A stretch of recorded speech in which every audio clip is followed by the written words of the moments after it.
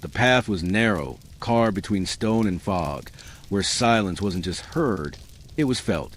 Nestled atop the cliffs of the Serra de São Macario in northern Portugal, there stood a monastery untouched by time.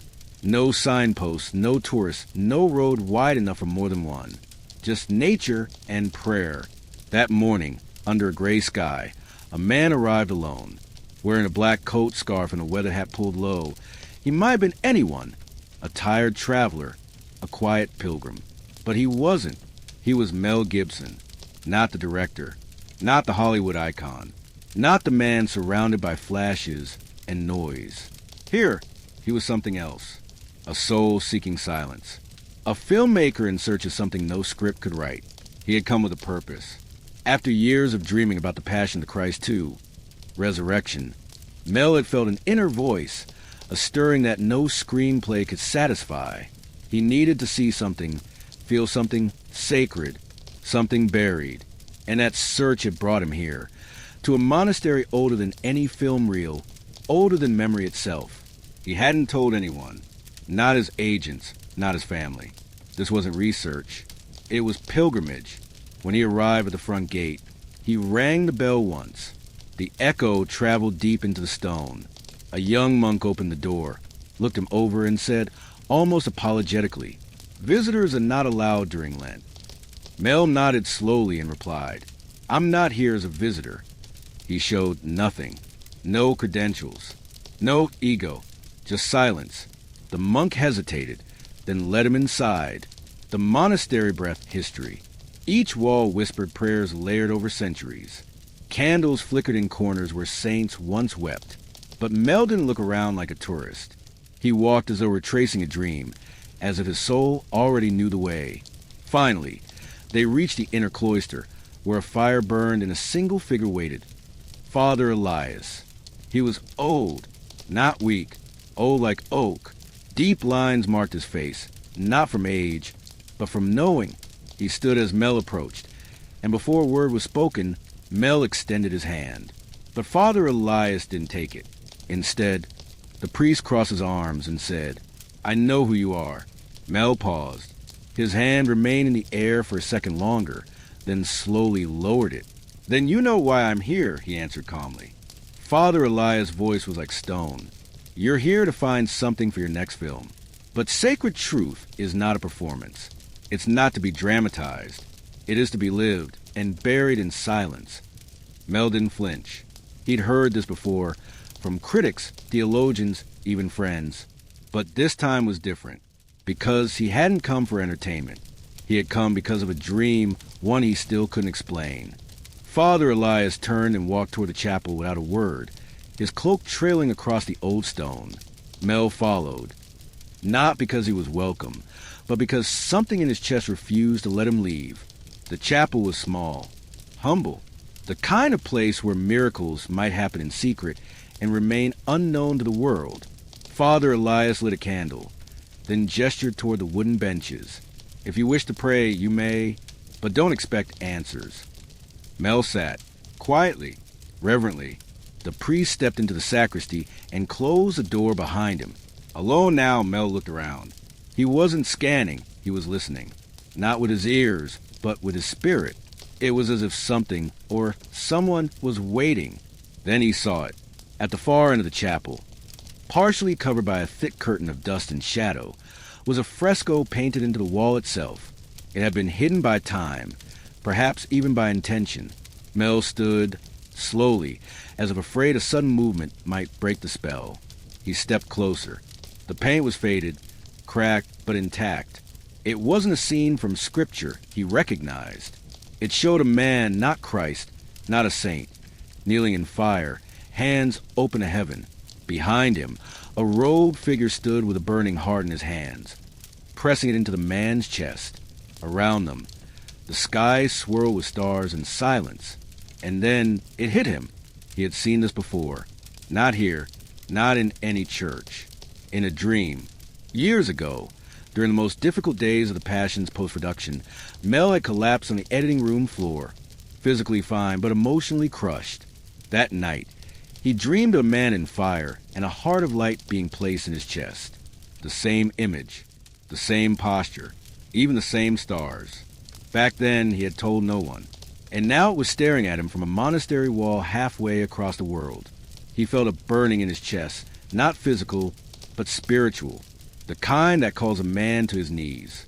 And so he knelt, in silence, no script, no lines, just a prayer from a soul that had no more words left.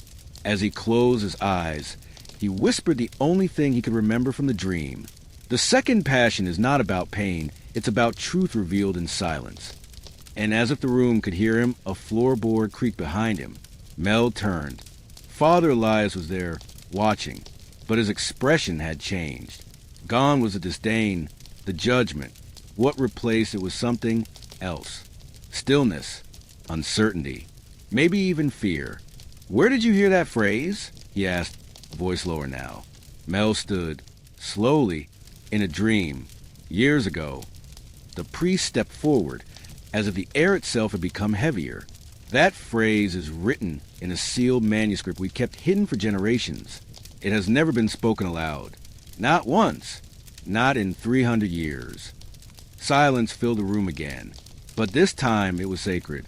Father Elias looked toward the fresco, then back at Mel. "You weren't sent here to take something," he said quietly. "You were sent to remind us of something we forgot." Father Elias stood motionless for a long time, as if weighing something not against Mel, but against heaven itself. Then he turned and whispered, "Follow me." Down a corridor lit only by a single oil lamp, the two walked in silence. The monastery was ancient, carved partly into the cliff itself. The air grew colder, heavier, more sacred with each step.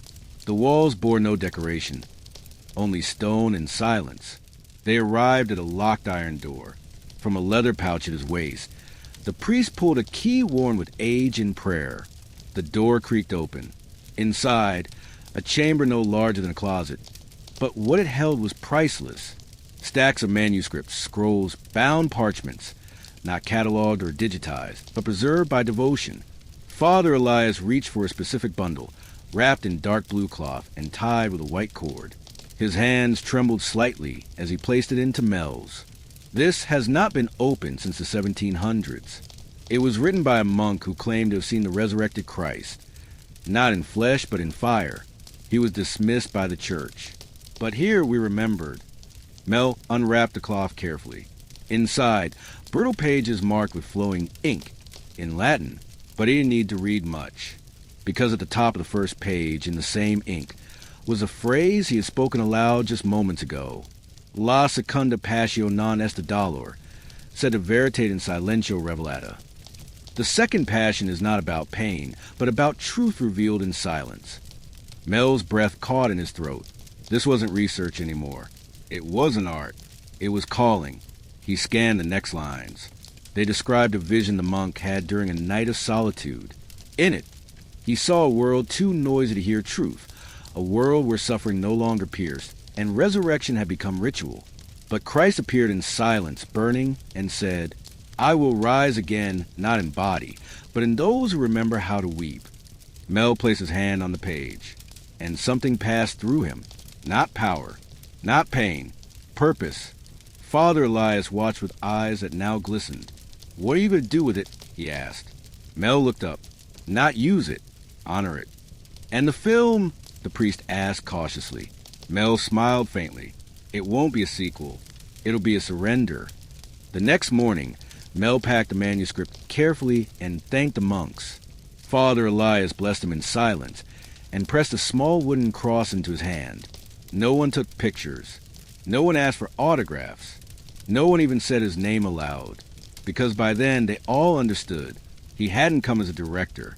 He had come as a witness. 2 weeks later, in a studio tucked away in Los Angeles, Mel sat before a blank screen. Not a script, not a storyboard, just silence. The manuscript lay on the table beside him, wrapped in the same blue cloth, untouched since he left the monastery. He hadn't shown it to anyone, not even his most trusted collaborators. Some things weren't meant to be displayed, but lived through, and for the first time in years, he didn't feel pressure to create.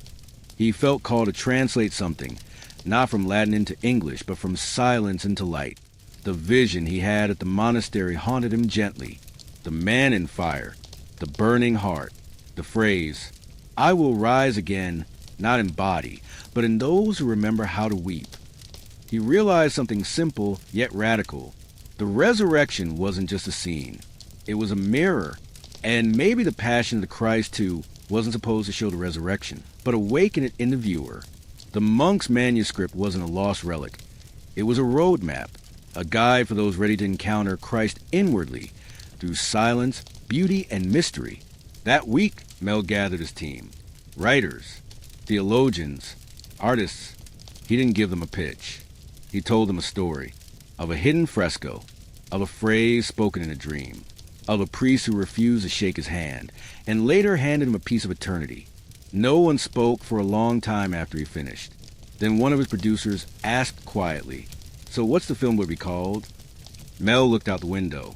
The sun was setting, painting the sky in colors no lens could truly capture. And he said, "The Second Passion." He knew it would confuse people. Some would expect drama, blood, spectacle. But this time he would give them silence. Not empty silence, sacred silence.